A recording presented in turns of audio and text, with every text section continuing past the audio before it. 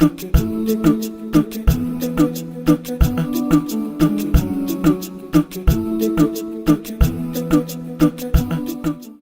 আলাইকুম everyone, photography composition কোর্সে আপনাদের স্বাগতম।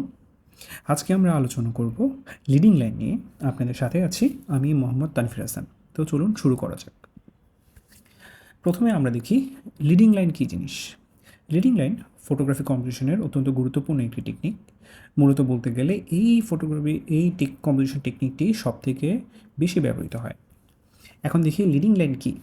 লিডিং লাইন হলো ছবিতে থাকা কিছু লাইন যা ছবির কোনো নির্দিষ্ট এলিমেন্টের দিকে দর্শকের দৃষ্টিকে নিয়ে যায়।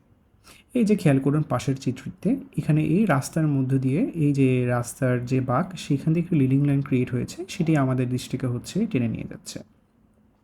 তো এরকম অনেক ধরনের লিডিং লাইন হতে পারে এবং প্রায় যে কোনো কিছুর মধ্যে লিডিং লাইন পাওয়া যেতে পারে। এখন আমরা দেখব ভ্যান্টেজ পয়েন্ট কী। ভ্যান্টেজ পয়েন্ট হলো মূলত কোনো একটি ছবির মধ্যে লিডিং লাইন দ্বারা গঠিত কোনো ফোকাস পয়েন্ট, অর্থাৎ ছবির মধ্যে লিডিং লাইনগুলো আমাদের দৃষ্টিকে যেই ছবির যে এলিমেন্টের দিকে টেনে নিয়ে যায়, সেদিকে যে একটা ফোকাস পয়েন্ট ক্রিয়েট হয়, সেটি হচ্ছে মূলত ভ্যান্টেজ পয়েন্ট। এখন আমরা দেখব লিডিং লাইনের ধরন। লিডিং লাইন প্রধানত দুই টাইপের হয়, একটি হচ্ছে জিওমেট্রিক লিডিং লাইন আর একটি হচ্ছে ন্যাচারাল বা অর্গানিক লিডিং লাইন। প্রথমে দেখি জিওমেট্রিক লিডিং লাইন কী জিনিস। জিওমেট্রিক লিডিং লাইন এগুলো মূলত আমাদের রাস্তা, বিল্ডিং, বাসাবাড়ি এসবের মধ্যে পাওয়া যায়। এই যে নিচের চিত্রতে খেয়াল করুন, এই যে একটি বাসার করিডোরের ভিতরে এই যে এগুলো হচ্ছে লিডিং লাইন।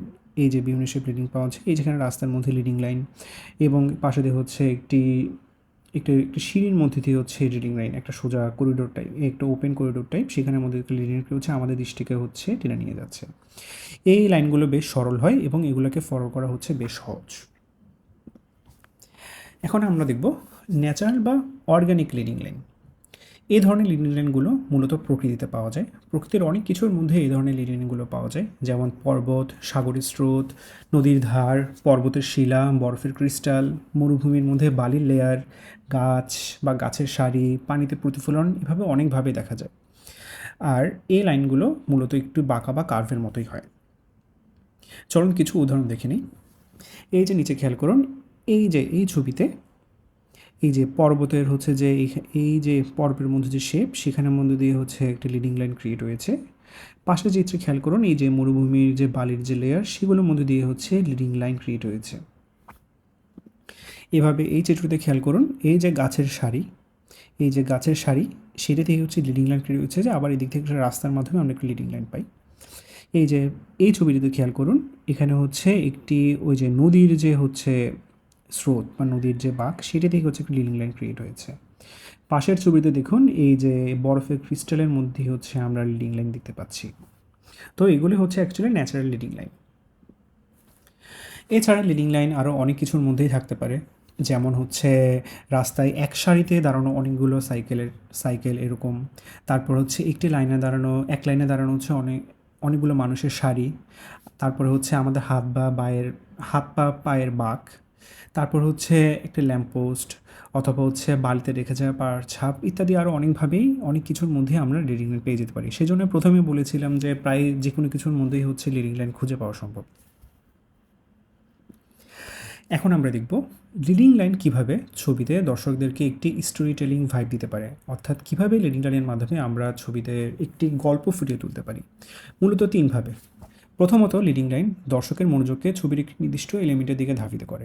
এই যে খেয়াল করুন নিচে, এই যে কাঠের যে সিঁড়িটি, সেটি আমাদের দৃষ্টিকে টেনে নিয়ে গিয়ে সানসেটের দিকে নিয়ে যাচ্ছে। দুই, ছবিতে একটি ফ্লো বা গতিশীলতা তৈরি করে। এই যে নিচের ছবিটিতে খেয়াল করুন, নিচের ছবিটিতে আমরা দেখতে পাচ্ছি এই যে উটগুলো যে হেঁটে যাচ্ছে, এই ছবিটি ক্যাপচার থেকে মনে হচ্ছে এইগুলো যে হেঁটে যাচ্ছে, একটা ফ্লো ক্রিয়েট হয়েছে এখানে। মানে আমাদের মনে হচ্ছে যে তারা এই পাশ থেকে হেঁটে দিকে যাচ্ছে। তাহলে এই যে একটা ফ্লো ক্রিয়েট হয়েছে, এটাও একটা ধরনের স্টোরি টেলিং ভাইব আমাদেরকে দিচ্ছে। তিন, আরেকটি জিনিস যে ছবিতে ডেপথ বৃদ্ধি করে। এখন ছবিতে ডেপথ কী জিনিস? ছবিতে ডেপথ মূলত ছবিতে কতটুকু 3 ডাইমেনশনালিটি আছে সেই ব্যাপারটি। এই যে যদি আমরা এখানে খেয়াল করি নিচের ছবিটিতে, এই যে সিঁড়ির মধ্যে দিয়ে যে আলোর ছায়ার যে কন্ট্রাস্ট, সেটা থেকে দেখুন আমরা যে সিঁড়ির যে 3D শেপগুলো আমরা আমরা এখানে ভালো মতো হচ্ছে খেয়াল করতে পারছি। এভাবে মূলত আসলে ছবির ডেপথ বৃদ্ধি পাচ্ছে, অর্থাৎ ছবিতে 3 ডাইমেনশনালিটি বৃদ্ধি পাচ্ছে।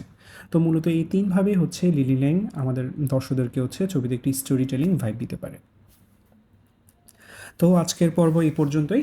আগামী পর্বে আমরা ফটোগ্রাফি কম্পোজিশনের অন্যান্য গুরুত্বপূর্ণ টেকনিক নিয়ে আলোচনা করব। সেই পর্যন্ত আমাদের সাথেই থাকুন।